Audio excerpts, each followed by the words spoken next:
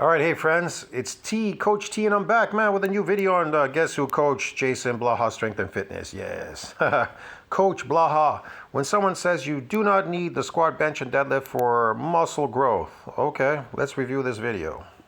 Hey everybody, it's Jason Blaha here, and I'm just sitting here drinking my morning coffee. Thought I would ramble with you guys and gals for a little while. Yes, forearm shot. Alright, something I still see all the time in all my social media feed, and it's literally cases if I see different influencers and coaches just flat out saying, you don't have to squat, bench, and deadlift for muscle growth or for hypertrophy. And to me, You don't have to squat, bench, deadlift for hypertrophy. Never heard that one before. Okay. this is a big red flag because, What type of hypertrophy, Jason? so almost my counter response to them is going to be, okay, well, you don't have to use machines for hypertrophy. But do you see how meaningless that is? You don't have to use whatever. And that's also, I could give you guys a great example. You don't have to use a hammer to drive a nail. You can get a nail through a board with other objects. A brick works just as well as a hammer, right? You could do that. Here's the thing. If you want that hypertrophy, you can get it doing anything pretty much, even working in a factory or lifting boxes. Here's that hypertrophy he's talking about. So this is from NCBI, Skeletal Muscle and Resistance Exercise Training, the role of protein synthesis in recovery and remodeling. Okay.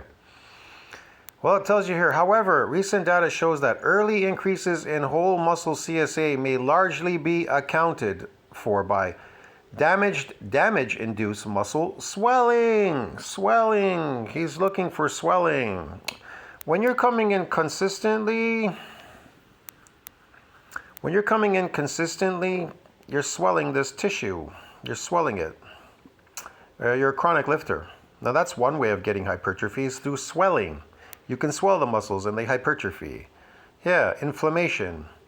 Now I can show you another one, inflammatory factors, enhancing dermal extra matrices. This is something people, when they're lifting, they talk about inflammatory factors. They tell you about skin and stuff like that.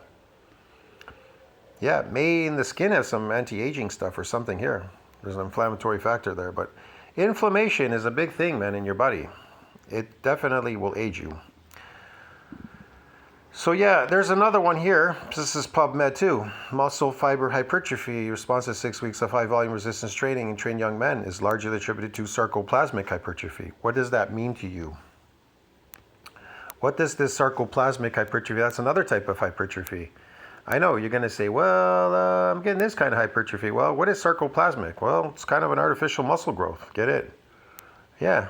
Is it based on protein? Not particularly, no. What's it based on? Well, you could say glycogen loading. Yeah, glycogen. So it would be artificial muscle growth. Ah. Why does it happen in trained young men? And why do untrained people get, all these different effects? Why do they do tests on untrained, trained to see what they get?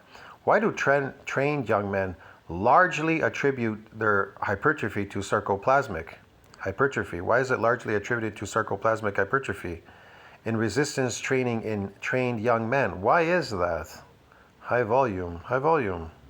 Why is it sarcoplasmic? Must be something you're eating there. Something you're doing, yes. So yeah, man, I don't know. Let's go back to this video.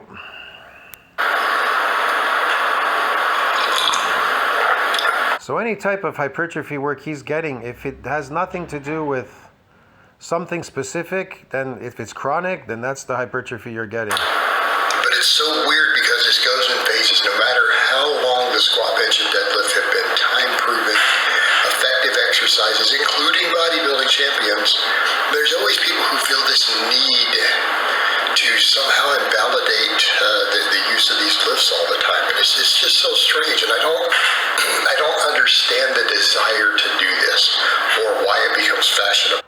I'm not invalidating it. I'm saying that the lifts alone, what kind of growth do they give you? The lift, these lifts. I'm not talking about food. I'm talking about lifts. It gives you an inflammatory response. That's all. That's what it gives you, lifting it chronically. Or trendy, because they're great exercises. All three of these exercises work a lot of muscle through your body. You could argue the deadlift may not work all the way through a full range of motion, but it's still a great exercise. That's probably the only odd man out. Like I can understand why at least the conventional or even the sumo deadlift, people will say, well, maybe it's not that great of a hypertrophy exercise with these lack of lengthened positions. But if we ever have data coming back suggesting mid-range positions have a lot of additional... Doesn't matter what position you do. You're still going to get these inflammatory muscles. hypertrophy potential than it's back in.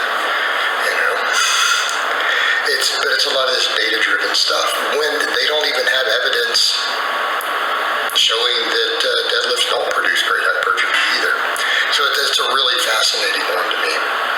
Because there's been so little research into the area, and of course we know exercise science studies have their flaws and limits. It's really bad. It's really bad. Like to the point where you almost can't draw good conclusions from the existing data. You know, it's pretty bad. But if you go off the only evidence we have that looked at deadlifts and hypertrophy, the deadlift caused the most hypertrophy in the study. Yeah, the deadlift is a full body lift. You got to use your whole body to lift that weight. So you're going to get an inflammatory response through your entire body. Yeah. That's the idea, right? That's why people deadlift a lot. So they pretend they look really big through this inflammatory response. It's great. Great hypertrophy. We only have one, though. That's the problem. It's not. They did it very, very, very, very small. Like, Jason must really know these things by now. You know that?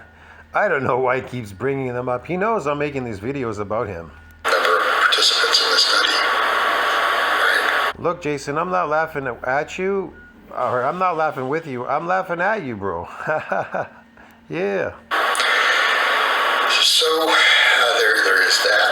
But I don't understand the argument against the squat or the bench press. Properly formed, the bench press can take your pecs into a deep stretch. You just have to perform it in a way that puts them in a deep stretch. Okay? It really is that simple. And I understand in some cases that why people are like, well, it's easier to find a position that gets the deepest stretch with dumbbells. And that's the take home there.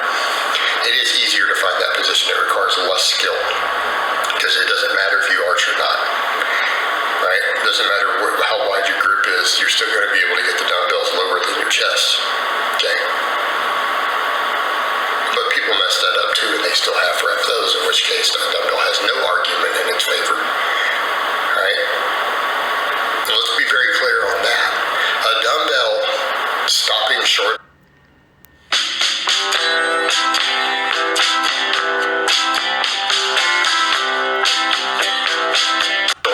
of the chest will absolutely produce less muscle growth than a bench press touching the chest with a barbell. So if less touching the chest, the barbell, they'll produce less muscle growth, you say, or more muscle growth? So we need to be clear on that one. Because their dumbbells isn't magical, it's because... Well, we want those dumbbells to create more muscle growth. We want them to build muscles. We have to force those dumbbells. They have to build our muscles for us. Come on, Coach. You're a genius, man. In theory, in some cases, you can get a deeper stretch. Not everybody can. A deeper stretch? I stretch all the time, man. Sometimes before I run and stuff, I'm stretching. We're stretching all the time. What does that do? What does that do, Coach? But that's the idea. And it doesn't matter if you pause or not, because you'll still get the stretch reflex. Right? Because you can't bounce Oh, the stretch reflex. I got it now. it off your chest. So it's just easier to not mess it up for people who simply are clueless about how to lift. That's the point. Oh, clueless how to lift. So the whole basis to go to gyms is to lift weights, to get good at lifting weights, and then stay there forever, lifting them in perpetual lifting hell. Yes, Jason? Why do I have to keep lifting it? Oh, I know, because it'll go away. It's fake strength? Okay. It is a little harder to mess it up unless you do half reps, and that's the biggest mistake you can make. The leg stuff and other stuff We don't want to do those half reps and mess it up, yes. doesn't make sense. Squats are great for legs, are great for lower body. Time proven. We need that full range for that inflammatory muscles, for sure. We do. But it's always this argument, well, that can be a limiting factor. Well, why do you have such a weak back? What's going on? Or maybe this is a problem you need to fix. I would almost argue that if your back is a limiting factor on the squat is not the issue. The squat is informing you there's a problem. That's how I view it. I look at it as going, that's a sign of an imbalance that might need to be corrected. Right? The squat is telling you this. It's a useful tool, feedback tool in that regard. What's going on with your back? Oh, I had no idea. That's something new for me. I'm learning something new all the time from you, Coach. What's going on with your hamstrings? What's the problem here? Yep. It's efficiency in a lot of cases. There's a lot of cases where machines bottom out at partial ranges of motion. Pectorals don't get isolated necessarily more on a machine than they do on the. It's funny how he thinks that weights build muscles somehow.